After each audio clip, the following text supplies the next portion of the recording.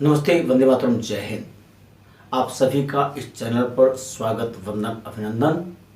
इस निवेदन के साथ कि अगर अभी तक चैनल को सब्सक्राइब नहीं किया है तो कृपया चैनल को विद नोटिफिकेशन सब्सक्राइब करने का कष्ट करें।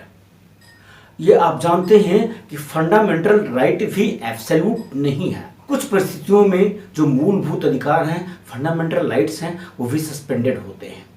ओवर राइडिंग इफेक्ट नहीं रखता है आरटीआई एक्ट दूसरे कानूनों पर, चाहे वो माननीय न्यायालय से जजमेंट की कॉपी लेने की बात हो जुडिशियल साइड से, या नकल लेने की बात हो।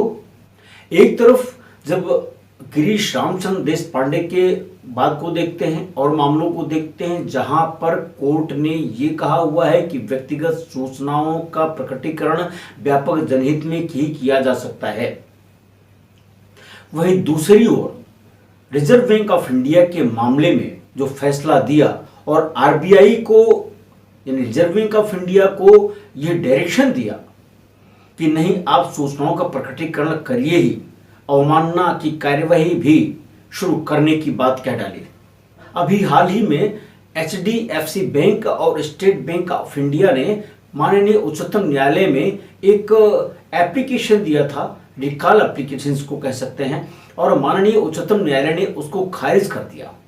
लोगों के देखने में तो लगता है कि एचडीएफसी और स्टेट बैंक ऑफ इंडिया का दरख्वास्त खारिज हो गया और अब कोई रेमेडी नहीं बची है, लेकिन सच ये है कि चालाकी के साथ एचडीएफसी और स्टेट बैंक ऑफ इंडिया ने जो एप्लीकेशन डाली थी, जो पिटीशन डाली थी, वो खारिज तो हुई, लेकिन अपने में एक डायरेक्शन लेकर के चली आई कि वो दूसरी रेमेडी अडॉप्ट कर सकते हैं। यानी जो मर्यादा की बात थी, जो सीमावधि की बात थी, जो कालावधि की बात थी, इस डायरेक्शन के तहत अब वो एक तरह से मीट आउट हो गई। तो यह एक सफलता भी मिली उनको।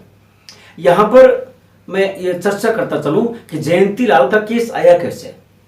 वास्तव में जयंती लाल जी के जो डॉक्यूमेंट्स थे कुछ, वह बाढ़ के कारण सब नष्ट हो गया।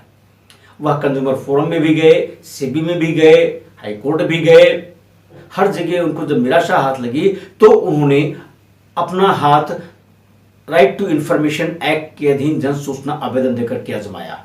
सीपीआईओ ने सूचना देने से इनकार कर दिया और ये कहा सेक्शन 81D और सेक्शन 81E फिडुशियल रिलेशन के तहत ये सूचनाएं हैं, अतः व्यापक जनहित में नहीं होने के कारण प्रकटीकरण से मुक्त हैं।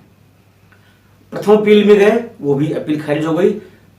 सीआईसी गए तो सीआईसी ने यह निर्णय दिया कि नहीं, आरबीआई सारी सूचनाओं को उजागर करेगा। रिजर्व बैंक ऑफ इंडिया ने सुप्रीम कोर्ट में एक याचिका डाली कि सीआईसी का जजमेंट गड़बड़ है। राइट टू इंफॉर्मेशन एक्ट की सेक्शन 2F है, वह ये इन्यूमरेट करती है कि कौन कौन सी चीजें सूचना के अधीन आती हैं, यानी सूचना है। और सेक्शन 2 जो इन्यूमरेट करता है वह राइट टू इंफॉर्मेशन, यानी कौन कौन सी सूचना राइट टू इंफॉर्मेशन के अधीन आती है। रिजर्व बैंक ऑफ इंडिया एक विशेष संस्था है, विशेष अधिनियम के अधीन लाई गई संस्था है, जिसका काम है बैंकों की मॉनिटरिंग, रेगुलेट करना और साथ ही साथ एक पॉलिसी बनाना। कह सकते हैं कि रिजर्व बैंक ऑफ इंडिया का सुपरवाइजरी पावर बैंकों के ऊपर रहता है। जो जजमेंट आया, यहां पर खास बात देने की है कि कोर्ट ने यह कहा कि सूचनाएं उजागर कीजिए, जबकि सेक्शन 2N थर्ड पार्टी, जिसमें कि एक अथॉरिटी भी शामिल होती है, उसकी चर्चा नहीं किया पूरे जजमेंट में। आपको याद होगा कि जो थलप्पम वाला केस था केरला का, जिसमें कोर्ट ने यह कहा था कि कोऑपरेटिव बैंक पर जन सूचना अधिकार अधिनियम लागू ही नहीं होता है, क्योंकि मात्र सुपरवाइजरी पावर के अधीन होने के कारण right to information act impose नहीं किया जा सकता। जयंतीलाल के केस में जो सूचनाएं मांगी थी, यह मांगा था कि डिफॉल्टर्स की लिस्ट, इंस्पेक्शन रिपोर्ट्स और इसी तरह से कुछ और चीजें मांगी उन्होंने। अब आप समझ सकते हैं कि जो डिफॉल्टर्स की लिस्ट है वो थर्ड पार्टी है, अपने आप दिखाई पड़ रहा है, साथ ही साथ पर्सनल इंफॉर्मेशन भी है, क्योंकि जो बैंक्स में ग्राहक जाते हैं वो फिडुशियल रिलेशन के तहत जाते हैं, वैश्वासिक संबंध होता है, वित्तीय संबंध है, विश्वास है, तब जाते हैं। जो भी डॉक्यूमेंट्स हम आप बैंक में देते हैं वैश्वासिक संबंध के नाते देते हैं।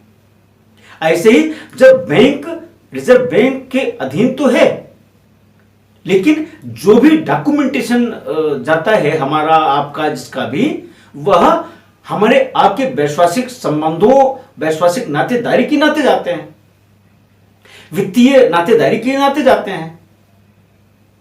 और इस तरह से आरबीआई में के डोमेन में तो ये सूचनाएं हैं, परंतु यह प्रकटीकरण से मुक्त होनी चाहिए। अगर कोई ऐसी सूचना है जिसके प्रकटीकरण से जो प्रतिस्पर्धात्मक क्षमता है, कॉम्पिटिटिव जो पोजीशन है, उसमें उस संस्था को या व्यक्ति को क्षति होने की संभावना है, तो ऐसी सूचनाएं भी प्रकटीकरण से मुक्त होती हैं। माननीय उच्चतम न्यायालय का जो निर्णय जयंतीलाल के केस में आया है, मेरी दृष्टि में ना केवल अनुचित है, बल्कि अगर हम आरटीआई एक्ट को अन्य अधिनियम के अधीन पढ़ें, चूंकि इंटरप्रिटेशन ऑफ फिशेट्यूड जो होता है सिर्फ प्रियम्बल पढ़ने से नहीं होता है, सारी धाराओं को एक साथ पढ़ना पड़ता है। सेक्शन 2F का जो प्रोविजन पढ़ा उन्होंने, जिसमें उन्होंने कहा कि information relating to a private body which may be accessed by the public authority, जो इसको उन्होंने कोट किया, इसके साथ साथ और भी सेक्शन को कोट करते। मुझे लगता है ये जजमेंट वास्तव में रिव्यू किए जाने लायक है और लार्जर बेंच को रिफर किए जाने लायक है। ये जजमेंट अपने में फेयर तो नहीं ही प्रतीत होता मुझे। सुप्रीम कोर्ट ने ये प्रेशर डाला पिटिशनर पर कि अपनी पिटिशन आप वापस लीजिए। एक सिद्धांत है कि न्याय किया गया है, ऐसा संदेश भी पब्लिक के बीच में जाना चाहिए। जयंतीलाल के केस से यह तो नहीं ही जा रहा है। बात करें एप्लीकेबिलिटी की कि जयंतीलाल का केस एप्लीकेबल होगा या जो और निर्णय है वो एप्लीकेबल होंगे, तो वास्तव में ये फैक्ट टू फैक्ट हर मामले पर अलग अलग लागू होते हैं।